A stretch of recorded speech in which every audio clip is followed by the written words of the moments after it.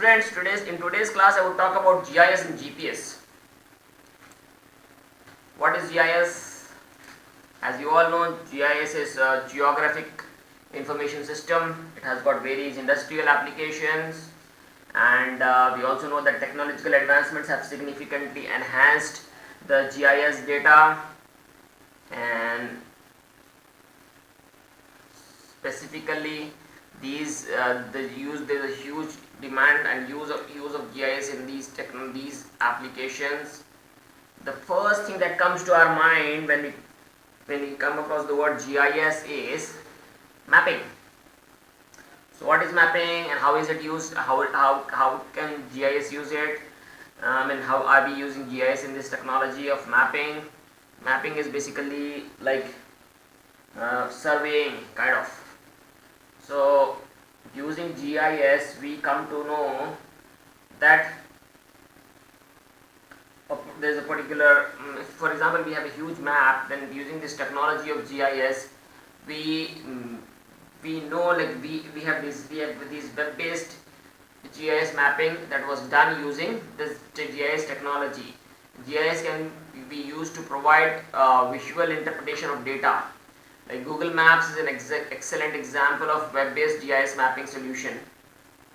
However, there are other techniques like smart mapping technologies have significantly advanced, and we have many other products like Noble GeoViewer, and we have. So GIS is basically a technology that gives us maps of the cities. For example, we have this Google Maps. These days, wherever we are going, for example, if I have to go to a place which I am not sure, I don't know, I'm going there for the first time, I just take the data from GIS, I switch on my GPS, and then I go directly to that place, because it directly tracks me. It says, okay, take a left turn, and then I reach the place. So that is mapping. The next application is telecom and network systems, network services. The organizations can incorporate geographic data into their complex network design, optimizing planning and maintenance for optimizing planning and maintenance activities. This data enhances telecom processes through better customer relationship management and local services. Okay, so what happens is,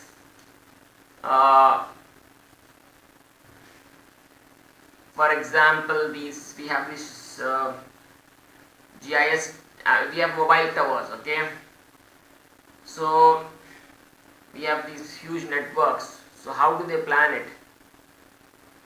How do they maintain it? How do they track it? All these things are done using GIS technology. We have accident analysis and hotspot analysis. GIS data helps identify the accident location, and road networks can be optimized using data intelligence. This intelligence helps to improve the road safety measures and allows better traffic management. For example, we come to know, these days we say that there is huge traffic in certain area. How do we know that? It's through GIS. We track these areas and we come to know that the flow of traffic is heavy in an area, and if there is any accident, so we come directly to know, we come to know directly that an accident took place in such area. So previously we had to know the exact location. Now it's not like that. If you just give the location, if you go and switch on our say if any person switches on his WhatsApp location, then he posts the location, then that's it. So the other person also gets the location. So that's an example of accidental analysis and hotspot analysis. Then we have urban planning. Urban planning is of utmost importance because we have lots of water scarcity. We have many issues in the urban areas like the cities. So GIS data analyzes urban growth and direction of expansion. When appropriately applied, it can discover like new sites for further development, because GIS will highlight the area which is which is yet to be used. And we can use it for urban planning. We can construct what we can say, anything of our use in the open land. And then we have transportation planning. GIS data is commonly used for managing transportation issues. With the addition of environment and topical data, GIS platform companies can plan for it. Like for example, if we are planning for a new railroad and or a road to be constructed, then we come to know through that. Then we have environmental impact analysis. So data gathered via GIS applications is vital for conserving natural resources and protecting the environment. So the impact statement assesses the magnitude of human impact on environment. So for example, we have we'll come to know the forest area, or you'll come to know what lies where in the entire country just by using GIS, this technology. Then we have applications of agriculture applications. GIS data helps to create more efficient farming techniques because it analyzes soil data in an advanced fashion. We have many institutes, national institutes also, which give us data about, say, moth. Let me give this example of moth. Moth had eaten a lot of agricultural produce last year. So there was a huge moth attack. How do we come to know? Through GIS we come to know from which area which part of the country this moth is coming, and the speed with which they are progressing. We come to know all these things through GIS. GIS uses in disaster management. For example, if there is any earthquake, if there is any cyclone, all these things, all these disasters can be managed using GIS. We have navigation. Like for example, if there is a ship that is used to carry containers, so using web-based GIS navigation, GIS data is provided to public with useful information. Web maps are regularly updated as per GIS information and are used consistently in everyday life. Flood damage estimation, like I have already told. Natural resource management is there. Banking, yes, GIS plays a very important role in banking because we come to know the customers. We can track the customers using GIS. Banking has evolved to become the market driven, and banks success depends mainly on the ability to provide customer driven services. So GIS data plays an essential role in planning, organizing and decision making in banking industry. Then we have taxation industry, in which we use GIS. That is, this way we can maximize the government income.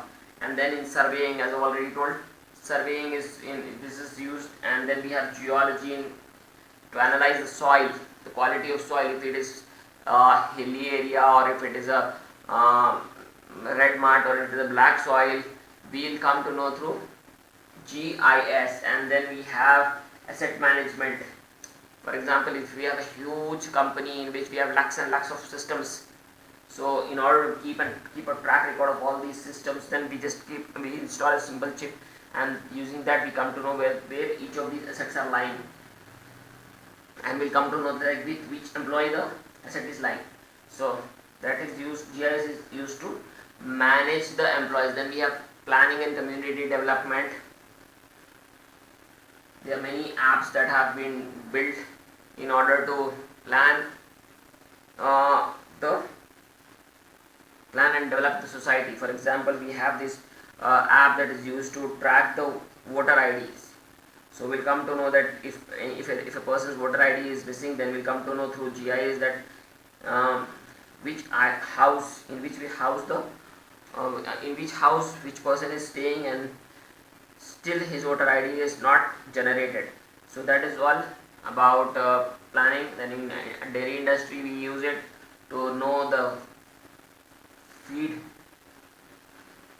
like where is the grass for where can the cattle graze, for all these things we can use GIS. Then we have irrigation water management to track the water. Then we have pest control, like I already told, pest is like huge moth, the example which I have given. So the moth attacks can be avoided using GIS. So now coming to GPS. GPS is to determine the location, to know the location, tracking and monitoring of personal movement. For example, if one of your relatives is going in in any cab, we can track the person till he reaches the location. So GPS stands for Global Positioning System, and it is used throughout the world. GPS unit is actually a receiver that collects signals from satellites. So Global Positioning System satellites transmit signal to the GPS receivers on the ground. So receivers require a clear view of the sky, so they are only used by only these GPS is used only outdoors, and it cannot perform well in the forest and hilly areas, because if it is a forest area, then will not be having towers to catch signals. Each GPS satellite has an automatic clock and sends a signal stating its location and the exact time. All GPS satellites transmit a same instant. The signal moves and the speed of the light and arrives at the GPS receiver at the slightest, at the right time it comes. So there are many uses of GPS to synchronize the clock. Again, it's also used for disaster management, it is also used for mapping, it's also used for timing, that is if we have different time zones all across the globe, just by using GPS we'll come to know that what exactly is the time going on in the other part of the world. So this is all about GIS and GPS. In case you guys have any doubts regarding it, please let me know. Thank you.